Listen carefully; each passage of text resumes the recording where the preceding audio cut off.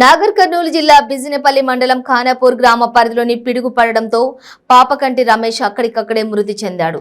పాపకంటి నాగయ్య పరిస్థితి విషమంగా ఉండటంతో హైదరాబాద్ ఆసుపత్రికి తరలించారు. కృష్ణ అనే వ్యక్తికి స్వల్ప గాయాలయ్యాయి. మృతి చెందిన కుటుంబాన్ని ప్రభుత్వం ఆదుకోవాలని BRS party assembly incharge బోనాసి Ramachandar పేర్కొన్నారు.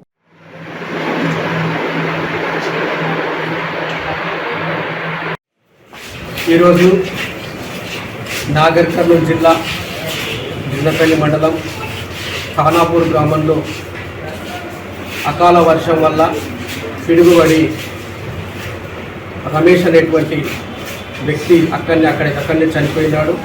అదేవిధంగా వాళ్ళ తండ్రి గారు అస్వస్థతకు గురై ప్రథమ హైదరాబాద్కి తీసుకెళ్ళాడు. అదేవిధంగా కృష్ణయ్య కూడా అస్వస్థతకు గురయ్యాడు. మేము తెలంగాణ ప్రభుత్వానికి అదేవిధంగా జిల్లా యంత్రాంగానికి బహుజన్ సమాజ్ పార్టీ తరఫున ఒకటే తెలియజేస్తున్నాం. ఈ యొక్క కుటుంబాలను ప్రభుత్వమే ఆదుకోవాలి.